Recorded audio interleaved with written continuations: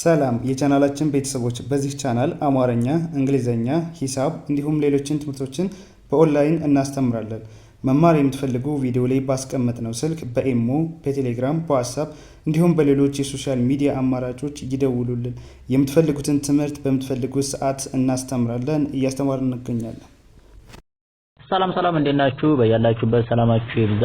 ዛሬ እንግዲህ ከባለፈው የቀጠለውን ክፍል 8ን የአማርኛ ፊደላትን እንዴት በእንግሊዘኛ እንጽፋለን የሚለውን እየላችሁ መጥቻለሁ። ባለፈው እንግዲህ እስከዚህ ያሉትን ከአንደኛ እስከ 6ኛ ያሉ ፊደሎችን በእንግሊዘኛ ስንጽፋቸው ምን ፊደሎችን ይወስዳሉ፣ እንዴት እናነባቸዋለን፣ እንዴት እንረዳቸዋለን የሚሉትን ባለፈው አይተናል።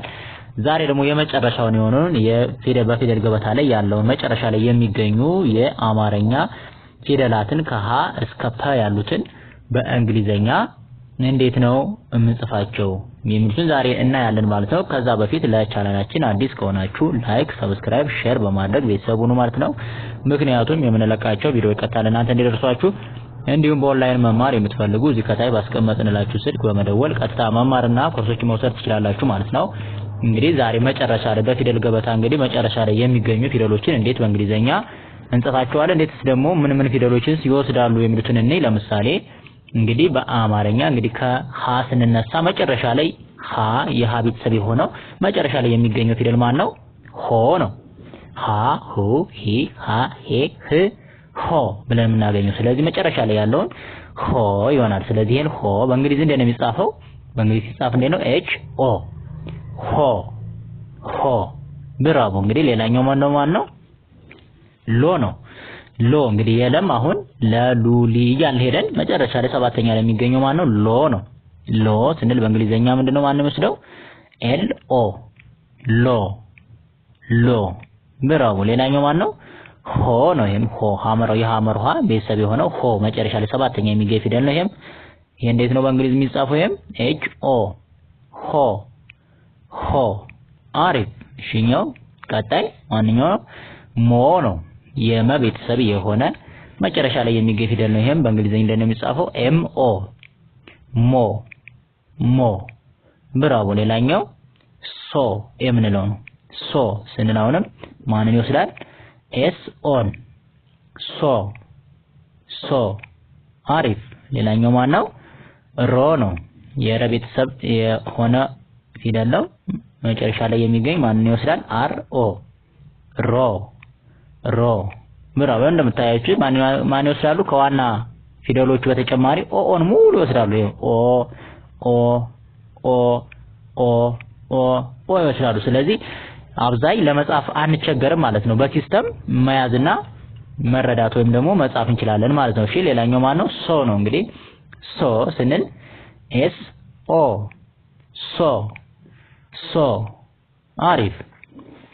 ሌላኛው ማን ነው? ሾ የምንለው ነው። ሾ ስንል እንግዲህ ማንን ይወስዳል ማለት ነው? በእንግሊዝ ኤስ ኤች ኦ ሾ ሾ።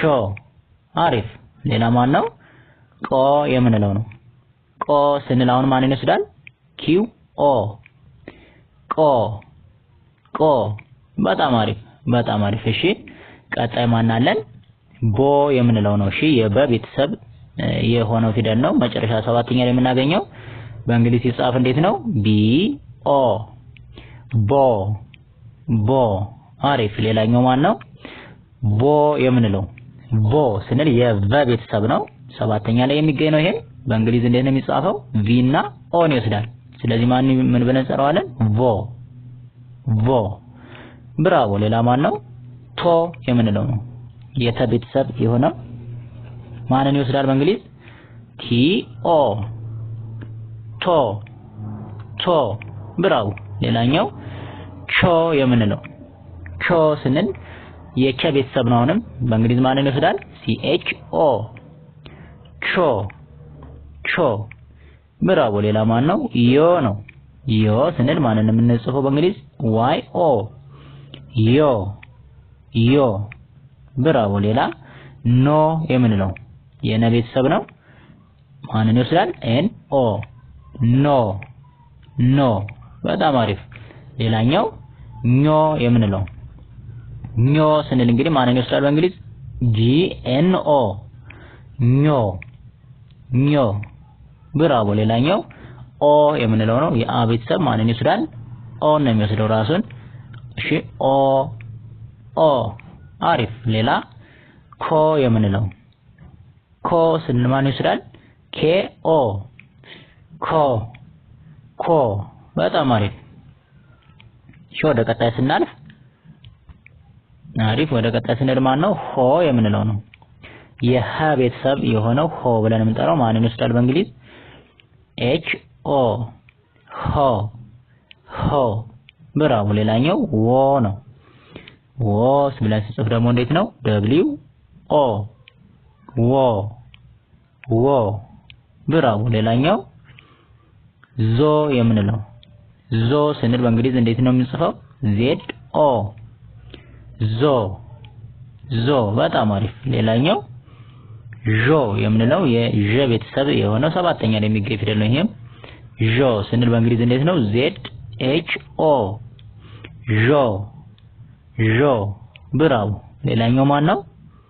ዶ የምንለው ዶ ስንል ዲ ኦ ዶ ብራው። ሌላኛው ጆ የምንለው ጆ ስንል ማን ይወስዳል? ጄ ኦ ጆ በጣም አሪፍ። ሌላ ጎ የምንለው ጎ ስንል ማን ይወስዳል? ጂ ኦ ጎ ብራቮ። ሌላኛው ማን ነው? ጦ የምንለው ጦ ስንል አሁንም ማን ይወስዳል? ቲ ኦ ጦ። እሺ ሌላኛው ጮ የምንለው ጮ ስንል ሲ ኤች ኦ እሺ ጮ ብራቮ። ቀጣይ ስንል ማን አለን? ጶ አለ። የጳ ቤተሰብ የሆነ ፊደል ነው። ሰባተኛ ላይ የሚገኘው ነው። ይሄን ጶ ስንል እሺ ማን ይወስዳል? ፒ ኦ ጶ በጣም አሪፍ። ሌላኛው ማን አለን? ጾ የምንለው ጾ ስንል በእንግሊዘኛ ማንን ይወስዳል? እንግዲህ ቲ ኤስ ኦ ጾ በጣም አሪፍ። ሌላ ማን ነው? ፎ የምንለው ፎ ብለን ስንጽፍ ማን ይወስዳል? ኤፍ ኦ ፎ ብራው። ሌላ ኦ ስንል እንግዲህ አ ሁለት አይነት አዎች ብለን አይተናል። ስለዚህ ከነዛ ከሁለት አለ የሁለተኛው ነው። ስለዚህ አ ኡ ኢ አ ኤ እ ኦ ያን መጨረሻ ላይ የምናገኘው ፊደል ነው። ይሄም ሰባተኛ ላይ እንግዲህ ማንን ይወስዳል ማለት ነው? ኦ ነው በእንግሊዘኛ የሚወስደው ኦ ብራቮ። ሌላኛው ማን አለን? ኖ የምንለው ሶሪ ሆ የምንለው ሆ የሃ እንግዲህ ሶስት አይነት ሃዎች አሉ። ከሶስቱ ደግሞ ማነው? ከሶስቱ የመጨረሻው የሃ ቤተሰብ የሆነው ሆ ብለን የምንጠራው ፊደል ነው። ይሄን በእንግሊዝ እንደምንጽፈው ኤች ኦ ሆ ብራቮ። ሌላኛው ፖ የምንለው ፖ ስንል እንግዲህ የመጨረሻው ፊደል ነው። በአማርኛ ፊደል ገበታ ላይ የፐ ቤተሰብ የሆነ የመጨረሻው ፊደል። ስለዚህ በእንግሊዝ እንደሚጻፈው ፒ ኦ ፖ